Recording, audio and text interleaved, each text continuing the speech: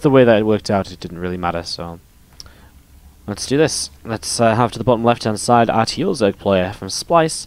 This is Solar.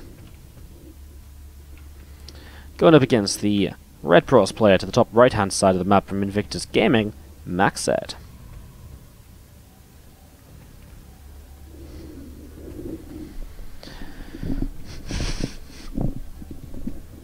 Alright, let me just get my way over here and make sure we're not messing things up. Cool. So another PvZ here. Obviously we didn't actually cast the MacSed games live, so considering there's 3 Zergs in the group, it is going to be a lot of PvZ games that we have left over in terms of what we still have to cast from this. So just going to be seeing this probe coming down towards the lower left, and a little bit of scouting information early from MacSed. Solar, obviously, from what we saw from him in the group, he was looking pretty freaking good so far. So, Solar looking pretty good in all of this. And as he opens Hatch Gas Pool, he's definitely the favourite going up against MacSed. But, obviously, upsets do happen. And MacSed against True, honestly, I feel like that first game, he really had a lot of potential. The second game, obviously, looked a little bit more one-sided. But I really think in game number 1 against, in game number 1, when he had that kind of position, I think he could have just expanded and just kind of gone into a later stage of the game, and he would have been just fine, maybe even in a lead, because he had the work account advantage. Now that's not good. Wow. That's really not good. But on the other side of this, the stream's still live. That feeling when you disconnect from a replay. Alright guys, I have a very simple solution to this. I'm just going to swap servers. That's very weird. I'm just going to swap servers. It just means I have to swap the replays around. Get the replays from one server and put them onto another, but that's fine. That's definitely something we can do, so just give me a moment and we'll just do that. That's kind of a weird way for this to go.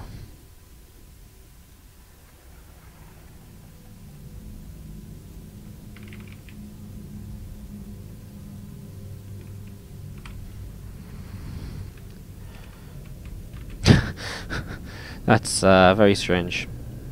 Alright, let's get this hosted up again. Sorry guys. I have no idea, honestly. Zero answer for you guys as to why that might have happened. But we can just do this on a different server instead, which should just stop that from happening again, although now I can't join the lobby, which isn't fun. And now my StarCraft 2 crashed. Wow, that's interesting.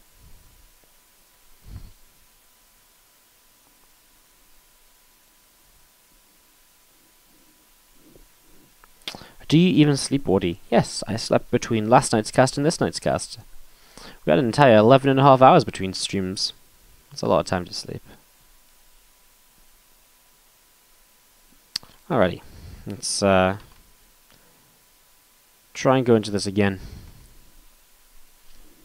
I'm just now trying to reconnect.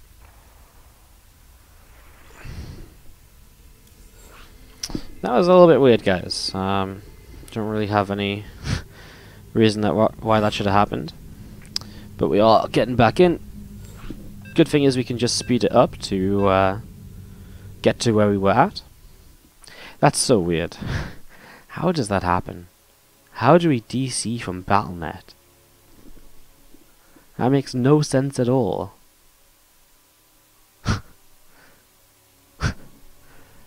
Well, we were about 1:30 in, so let me just get to about 1:30 in, just so we can continue without issue.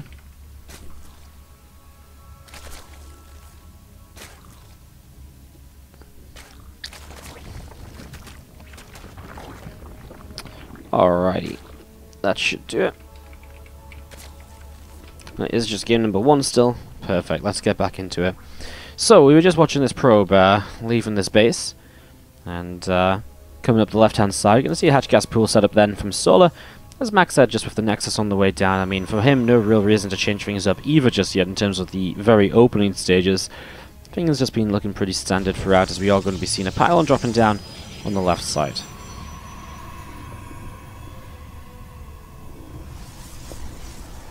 We're just going to be seeing a couple more Lings, a couple more Queens coming through, and obviously we're just waiting to see how Solar will start to approach this game. Solar is the kind of player where, when he is the favourite, he will try and just be a little bit cheeky sometimes. He'll throw out an all-in or two, you know, now and again, so I wouldn't be surprised to see Solar maybe going for something a bit more aggressive in this game. Because, again, when he's confident, he will just show that confidence in his playstyle and how he chooses to approach the games. So, excited to see what comes up here. And we wait to see what's going to kind of come around from this. And depth shading through the center of the map here from MacSed. Going to be coming right through the middle, just to get things started. Twilight Council is coming up on the top right hand side, and a couple of Zerglings of Solar are just coming through as well to obviously just scatter around the map and to see what is going on. That third hatchery drops in nice and quickly. Twilight Council first then, so we saw this from MacSed against True, of course. Twilight into the Robo, Fast Dark Shrine. And yeah, I mean, this was the game that went well for him against True, so it makes kind of sense for him to do it again here right now. We are just going to be having these couple of Zerglings of Solar running by, and they are just going to be picking off a couple of those lings so far as they continue up in towards the main base.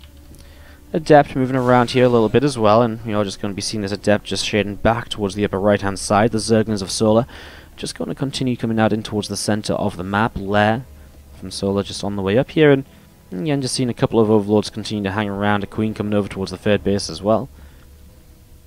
And we are just going to be having the Roach Warren dropping down from Solar in the natural too, so continuing to set up in towards this and just waiting to see what the next sort of stage is going to be. There's a few more drones on the way out. The Warp Gate is going to be finishing, and obviously this is exactly what we saw from MacSed against True, so we kind of know what's coming up for him, at least for the next couple of moments. We know the DTs, we know the Archons, we know the drop in towards the third Nexus, so setting up towards that for now. Now Solo goes in towards the Lair, the Roach Warren. This is very similar to how True opened as well. With the faster Roach speed, it gives you the Overseers in time to detect against the Dark Templar. It's generally a very good way to set up against the Archons because it gives you Roach speed nice and quick, so you can keep up to date with the Warp Prism. You can try and keep underneath it, and you can relocate very easily. As we do have 7 Roaches currently on the way up, and a few Gateways from MacSed continue to come on down as well. It's Dark Shrine just finishing up in the main. And we do, of course, therefore see a few DTs can warp in from MacSed and get ready to go as well. A few more Roaches just popping out, and we are going to be seeing the Roach speeders on its way up again. 4 more DTs on the way through, and just going to be seeing the Nexus is on its way down. So Nexus on its way down, a couple more Archons have just been morphed in at the moment. And obviously this is exactly what we expect this to be. MacSed lifts up those Archons and gets ready to try and harass around here. Solo not going super hyper aggressive, he is still building some drones with a couple of Roaches mixed in, so he's already got the Roaches to kind of really turn this away initially, and from here he's just going to be looking to try and, you know, get his drone count up and then probably transition in towards a Hydralisk den. And we'll see.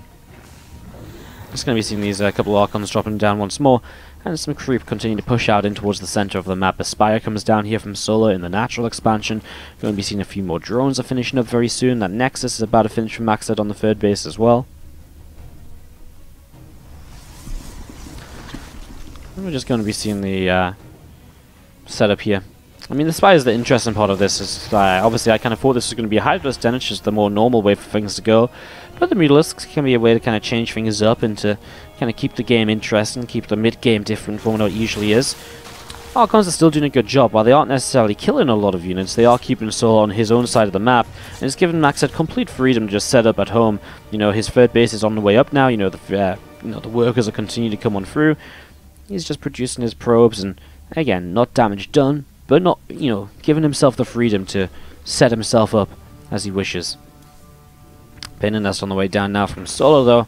That's going to maybe give him some opportunities here, as we do see that Spire about to finish. He's got the gas in the bank for 7 or 8 Mutalisks, which is a decent amount to get started with, at least, in terms of getting a little bit of damage done initially.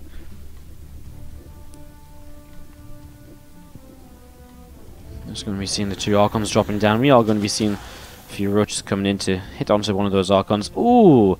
That's not meant to happen. A slow Ling run by.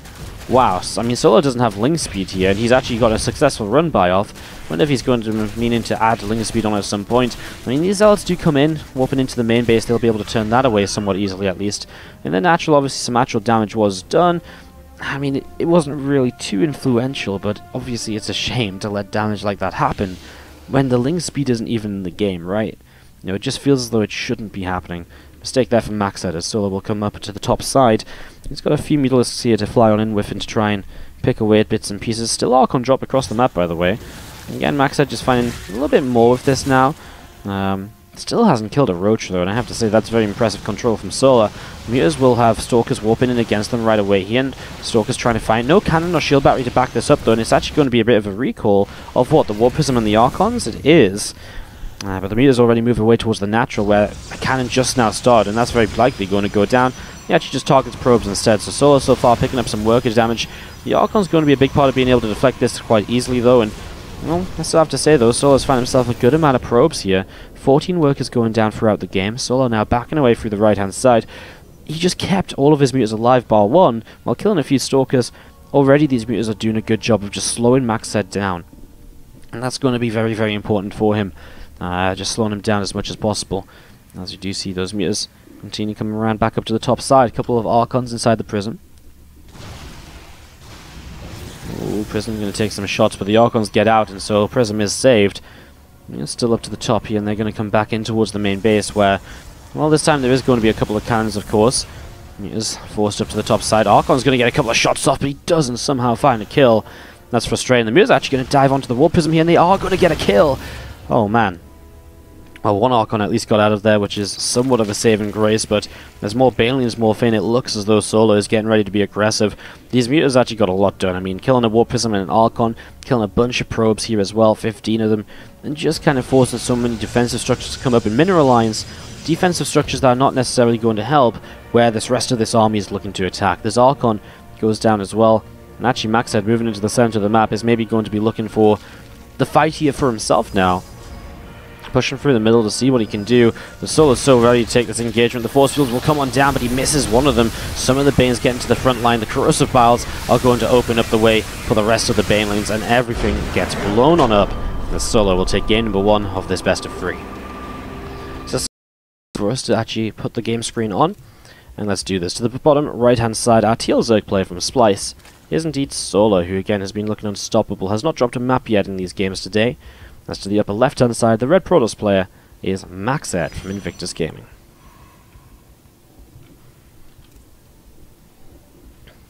Again, we have one more series that we didn't cast yet from this group after this one, which would be Lambo versus MacSed.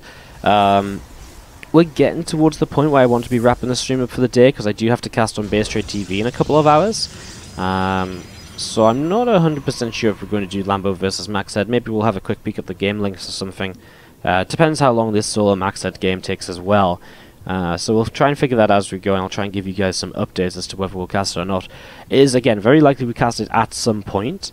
It's just that today I obviously have a double cast on my hands. I have to go and get home and eat and then come back to the studio, so that's something I have to keep in mind as something that's going to be happening. Yeah, I just have to make sure we don't run on too long here, so that I do give myself enough time to do all of that. So bit of a weird day when we have the double casts. But like I was saying, very likely that on Saturday or maybe even just Friday evening and stuff, we're going to be casting some of these replays from groups A, B, and C. Just the games that we didn't cast already. Just gives us more content to put out for you guys, more StarCraft 2 games. And it's not ideal because we know the results, we know the players who advanced and stuff like that. But it's still fun to see how the games go and stuff like that. So, anyways, let's see what happens as we set up into this game number 2. Solar and MacSed, and already 2 minutes in, looking the same as game number 1 for the moment. Hatch gas pool from Solar, and the Nexus coming up from MacSed in these early stages.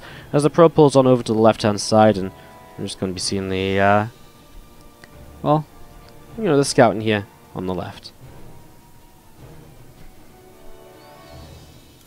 Link speed starts up from Solar right now in the main base, so link speed coming through as we do see this Overlord is on its way out. The first Overlord has arrived across the map. Just sees the Corona Boost on a Adept at the moment, and the Stargate coming down. MacSed playing the same combination of build orders as what he played in the series against True, from the Twilight Council, Dark Shrine, Robo in game number 1, through to just the Stargate opener here in game 2. We'll see if he also goes Oracle, Phoenix, Oracle, or if he has a bit of a change-up in that regard at least.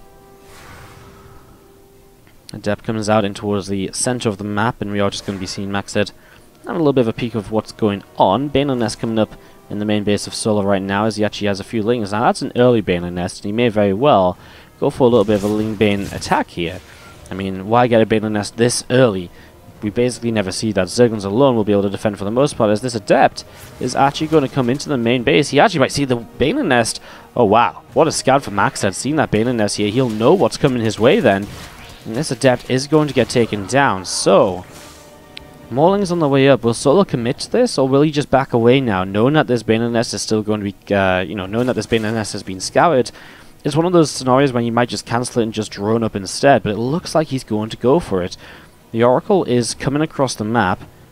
I wonder if he's going to be just looking for these lings, or if he's going to commit across. It feels as though maybe he should potentially keep it at home to help defend this. But it's very possible that he thinks, oh, well, I've scouted it, there's no way he commits to it, right? Because that's a mind game that very often happens. He comes and he sees it's finished. I mean, the Oracle coming in, I think the Oracle has to go back home right now, otherwise he's going to be in some real trouble. MacSed didn't really do much to defend against this at all, as lings are going to start streaming in, and I just don't think MacSed was expecting to be going up against this bus still. I really think he thought that this was just going to be over, and the Oracle coming across means that Solo can just, well, continue to move on through. I mean, Oracle obviously coming back home is just going to be able to kind of start defending this, but already insane amounts of damage is being dealt here. A lot of probes are going down, and MacSed, he's pulling in his probes to keep on fighting this, and he is getting a few of these link kills, and the link count is now low. There's one Bane actually finishes up. Oh my god, actually reaches the mineral line and gets just 1 or 2 extra probes. Another Oracle pops out, and, well, Solar, I mean, behind this 35 workers, and obviously droning up from here as well. Just has to be careful of the Oracles. That's the biggest threat to him right now, because he also empowered these gates at the front and the Cyber Core before Warp Gate was done, so he knows there's not going to be any immediate counter-attack on the ground, so he doesn't even have to be careful with units. He just has to continue, droning on up, and MacSed is in a real world of trouble right now. As he comes towards the third base, he'll see a Spore Crawler. As he goes towards the natural, he'll see a Spore Crawler, and that's going to be no damage dealt here by the Oracle. In a game where he needs to find some kind of damage, otherwise he's going to be falling way, way, way behind. I say falling, he already has fallen way behind. He needs to try and play some catch-up right now. This Oracle still being deflected, as MacSed, down 24 workers. Solar is really controlling this first game here quite nicely, and, well, at this stage, Solar, I mean, he just has to... Okay, well, I guess he gets GG. I mean, it's one of those scenarios where MacSed knows he's very far behind. He's probably looking to see if he could do some damage, but at that stage you can understand why he taps out. He has no units on the map. He's down half the worker count. His tech is non-existent.